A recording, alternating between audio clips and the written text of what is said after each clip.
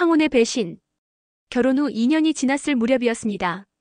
남편 기태 씨에게 이상한 증상이 나타나기 시작했죠. 물건을 숨기고 며칠 전 했던 이야기를 반복했습니다. 처음엔 나이 탓이라고 생각했습니다. 하지만 증상은 점점 심해졌고 결국 치매 초기 진단을 받았습니다. 저는 남편의 간병을 자처했습니다. 힘들었지만 아내로서 당연한 의무라고 생각했으니까요. 그런데 남편의 치매가 깊어지면서 이상한 일들이 벌어지기 시작했습니다. 남편은 잠꼬대로 이런 말을 반복했습니다. 미안해, 미안하다. 그리고 가끔 저를 다른 이름으로 불렀습니다. 수경, 수경. 제가 아닌 다른 여자의 이름이었습니다. 첫사랑이겠거니 아니면 돌아가신 전 아내의 이름이겠거니 생각했습니다. 그러던 어느 날 밤 남편이 잠든 저를 깨우며 울부짖었습니다. 내가 잘못했어. 아이를 버린 건 내가 아니야. 남편은 심하게 발버둥 쳤고 저는 온몸이 얼어붙는 것 같았습니다. 아이. 남편에게는 자식이 없다고 들었는데 저는 그날의 악몽을 치매로 인한 선망이라고 애써 외면했습니다.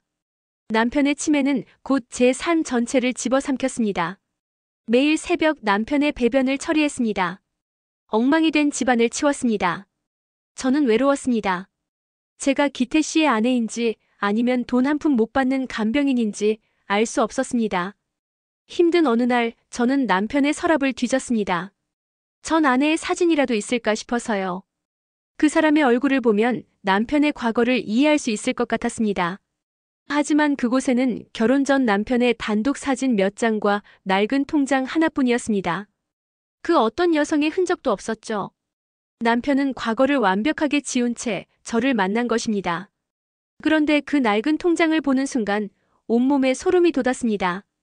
매달 익명으로 적금 이체가 되는 기록이 수년째 찍혀 있었습니다. 금액은 크지 않았지만 꾸준하고 규칙적이었죠. 남편이 제 몰래 누군가에게 정기적으로 돈을 보내고 있었던 겁니다. 마이너스. 남편이 요양병원에 입원한 지 3개월이 지났습니다. 저는 지쳐 있었습니다. 그날도 병원 복도를 걷고 있었는데 낯선 여자가 제 앞을 막아섰습니다. 50대 후반쯤 되어 보이는 단정하지만 차갑고 날카로운 인상의 여자였습니다. 그녀가 말했습니다. 민정 씨, 김기태 씨의 아내 되시죠? 저는 김기태 씨의 전 아내 이수경입니다. 수경. 남편이 잠꼬대로 울부짖던 바로 그 이름이었습니다. 온몸의 피가 차갑게 식는 것을 느꼈습니다. 저는 물었습니다. 자식이 없으시다고 들었는데 어떻게 오신 거죠? 수경 씨가 대답했습니다. 남편이 자식이 없다고 했나요? 거짓말입니다. 저에게는 기태 씨의 자식이 있습니다. 아들 하나, 딸 하나. 그 순간 저는 그 자리에 주저앉을 뻔했습니다. 남편에게 자식이 있었다니. 왜 거짓말을 한 걸까요? 마이너스. 수경 씨는 망설임 없이 충격적인 진실을 폭로했습니다. 30년 전 기태 씨는 사업 실패로 저와 자식들을 버리고 도망쳤습니다. 그 사람은 주위에 우리가 사별했다고 속이고 모든 걸 정리한 후 새로 사업을 시작했습니다. 그리고 성공했죠. 제가 혼자서 아이들을 다 키울 때까지 단 한 번도 연락하지 않았습니다. 수경 씨는 저를 똑바로 쳐다보며 말을 이었습니다.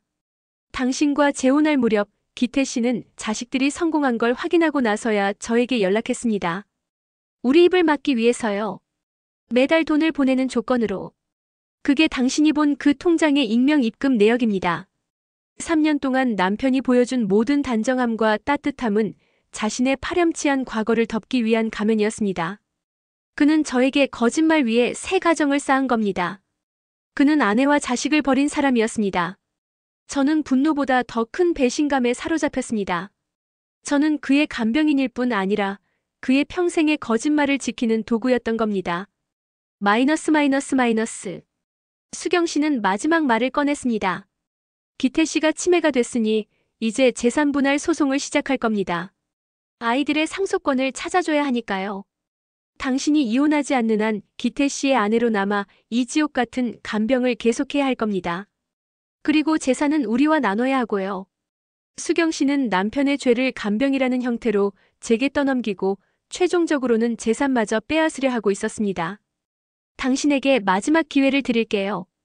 지금이라도 기태 씨를 고소하고 이혼하세요. 아니면 평생 그 거짓말의 대가를 치르는 무료 간병인으로 사세요. 마이너스 마이너스 마이너스. 저는 요양병원 복도에서 한참을 울었습니다. 제가 사랑했던 남편은 존재하지 않았습니다. 그는 이기적이고 무책임한 과거를 가진 낯선 사람이었습니다. 저는 남편의 침대로 돌아왔습니다. 남편은 멍한 눈으로 천장만 바라보고 있었습니다. 저는 남편의 뺨을 세게 때리고 싶었습니다. 하지만 그럴 수 없었습니다. 그는 이제 치매라는 벌을 받고 있었으니까요. 저는 결국 변호사를 찾아갔습니다. 남편의 평생의 거짓말을 입증하고 이혼과 재산 분할을 요구하는 소송을 시작했습니다. 저는 더 이상 그의 간병인으로 살고 싶지 않았습니다. 제가 잃은 건 3년의 시간이 아니었습니다. 남은 제 노년 전체였습니다. 변호사 사무실을 나오면서 저는 하늘을 올려다봤습니다. 저는 헌신적인 아내가 되고 싶었습니다.